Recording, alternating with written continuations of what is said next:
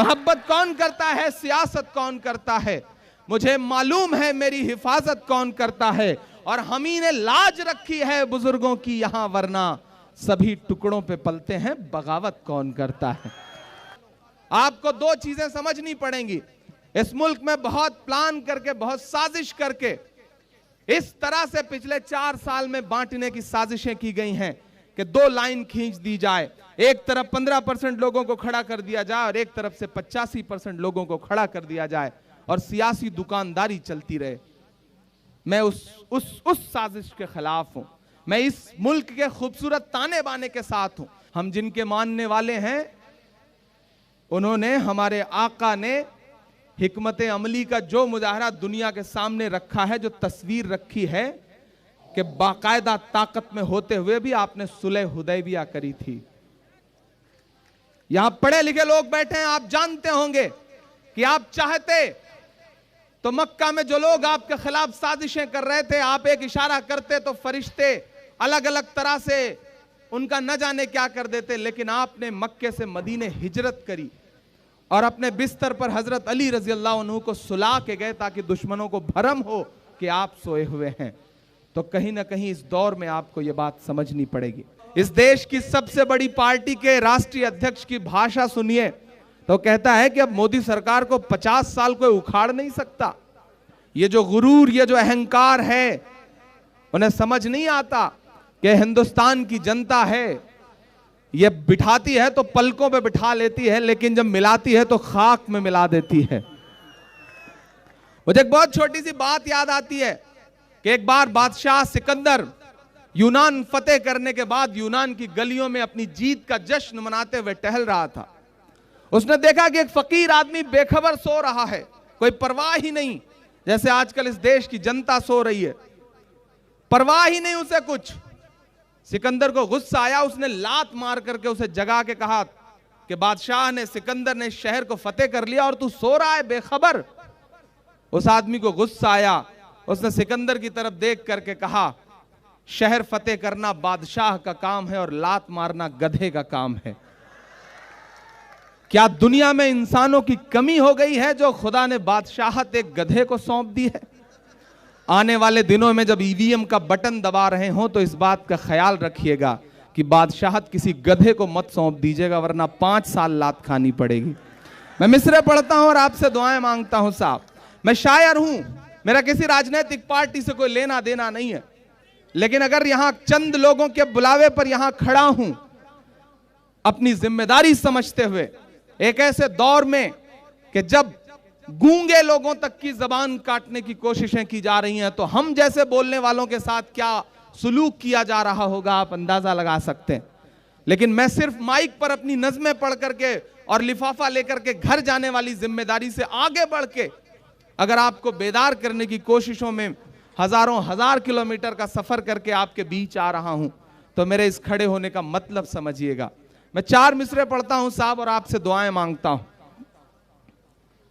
कि कुछ दिन में चलने ना लग जाए सरकार किराए पर, कुछ दिन में चलने ना लग जाए सरकार किराए पर, जीएसटी ने लगा दिया सब कारोबार किराए पर, जीएसटी ने लगा दिया सब कारोबार किराए पर, नालायक से पुरखों की जागीरें तक ना संभल रही। अब पहुंचना अगले मिसरे पे कि नालायक से पुरखों तक की जागीरें ना संभल रही, लाल किला भी उठा दिया है देखो यार किराए पर, लाल किला भी उठा दिया है देखो यार किराए पर, सर छोड़ दिया। लेकिन मैं उन ताकतों से यह भी कहना चाहता हूं, अमित शाह कहते हैं कि 50 साल तक मोदी को कोई हिला नहीं सकता। किसी शायर ने कहा है कि गमों की आंच में भी मुस्कुराकर चलना पड़ता है, गमों की धूप में भी मुस्कुराकर चलना पड़ता है। यह दुनिया है, यहां चेहरा सजा कर चलना पड़ता है। और तुम्हारा कद मेरे कद से बहुत ऊंचा सही, लेकिन अगर आपके शब्दों को मैंने अपने शब्दों में जगह दी हो तो उठे के खात आपका गुस्सा तालियों में, कि गमों की आंच में भी मुस्कुरा कर चलना पड़ता है। ये दुनिया है, यहां चेहरा सजा कर चलना पड़ता है। और तुम्हारा कद मेरे कद से बहुत ऊंचा सही, लेकिन चढ़ाई पर कमर सबको झुका कर चलना पड़ता है। चढ़ाई पर कमर सबको झुका कर चलना पड़ता है। ये वो ताकतें हैं जिन्होंने ये सोच लिया है कि वो जो चाहेंगे वो होगा, वो जो तय करेंगे वो आपको खाना पड़ेगा, वो जो तय करेंगे वो आपको पहनना पड़ेगा, वो जो तय करेंगे वो आपको बोलना पड़ेगा। और हद तो ये है कि उन्होंने 4-6 जमूरे छोड़ रखे हैं जो आजकल तय कर रहे हैं कि आपको कितना करना है। वो बताएंगे कि इतने बच्चे पैदा करो, ये करो, वो करो, ऐसे ऐसे जमूरे छोड़ रखे हैं। ये कभी नहीं होता था मेरे मुल्क में। ये गांधी के सपनों का भारत है। ये वो भारत है जिसे मौलाना आजाद से लेकर के पंडित नेहरू से लेकर के उस वक्त के जो बड़े लोग थे, उन्होंने अपने ख्वाबों में जो खाका बनाया था, उस खाके में अपने खून से उस कैनवस में इसका रंग भरा था। आज वो कहीं ना कहीं टूटता हुआ दिख रहा है। राम का मंदिर बनाने वाले लोग नाथू राम का मंदिर बना रहे हैं और लोग चुप हैं।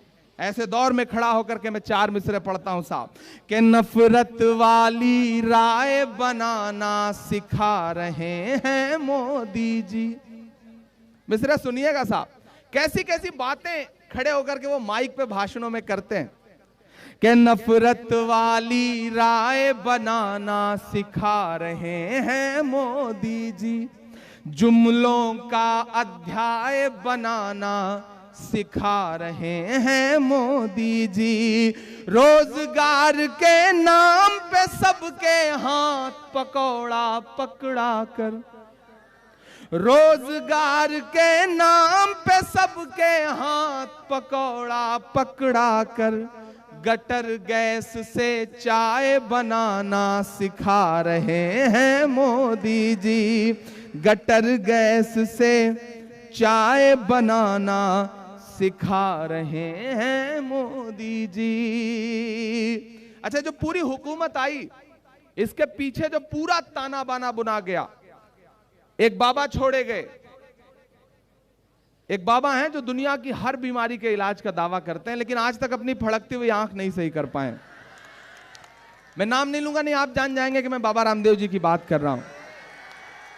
काला धन ले आ रहे थे, 35 रुपए लीटर जो है वो डीजल और पेट्रोल बिकवा रहे थे। ऐसा लग रहा था कि सरकार बन जाएगी तो किसी को इनकम टैक्स नहीं देना पड़ेगा। पता नहीं क्या क्या क्या क्या क्या क्या करवा रहे थे।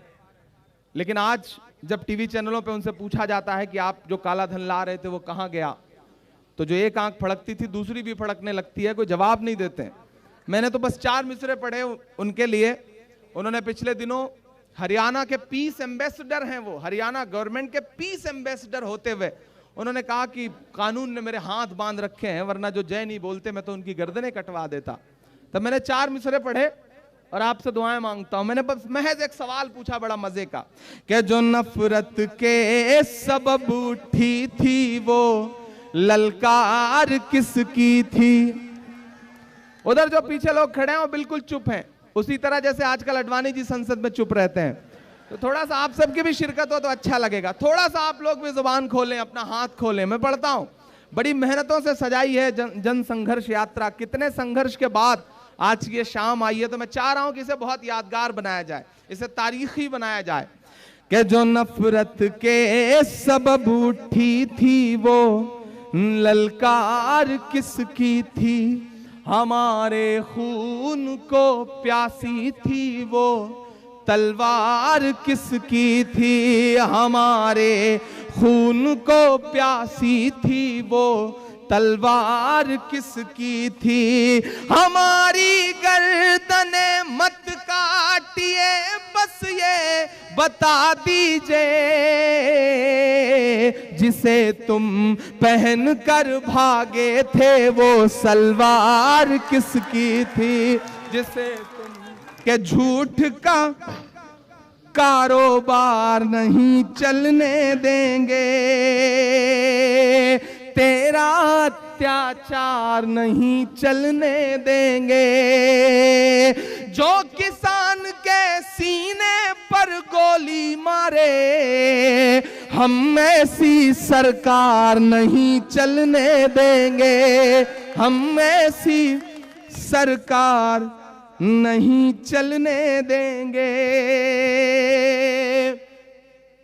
एक बहुत जरूरी बात जो मैं आपसे बांटना चाहता हूं, जो मैं आपसे खास तौर से यहां कहने के लिए आया हूं, महाराष्ट्र वालों, भुसावल वालों और उसके एतराफ के तमाम लोगों, यहां औरंगाबाद से लोग बैठे हैं, नांदेड़ से लोग बैठे हैं, अलग अलग खित्ते से आए हुए लोग बैठे हैं। मैं जिस सूबे से आता हूं, पिछले दिनों, पिछले साल जब वहां हुकूमत बदली तो आपको जान के हैरत होगी कि आपकी नुमाइंदगी करने वाले जो एमएलएज थे उसमें से 22 2000, 2500, 1500, 1600, हत्ता के 400, 500 तक वोट से चुनाव हार गए। और जब हम सारे लोगों ने बात पे उसमें एनालिसिस किया, रिसर्च किया, तो पता चला कि चंद ऐसे लोग भी आए थे ठेकेदार बन करके हमारे आपके वोटों के, जिन्होंने 2000 काट लिया, 3000 काट लिया, 1500 काट लिया। जितने वोट काटे उन्होंने लगभग उतने ही वोट से हमारी नुमाइंदगी कम कर दी। आपको कहीं ना कहीं एक बात सोचनी पड़ेगी, यहां तमाम मजहबों के लोग बैठे हैं, अलग अलग मजहबों के लोग बैठे हैं, और भीड़ में बड़ी तादाद में मुझे सुनने वाला मुसलमानों का एक ऐसा युवा तबका खड़ा है, नौजवान तबका खड़ा है, जो मुझे सुनता है, मुझे प्यार करता है, मेरी नज़्मों के साथ सफर करता है। तमाम बड़े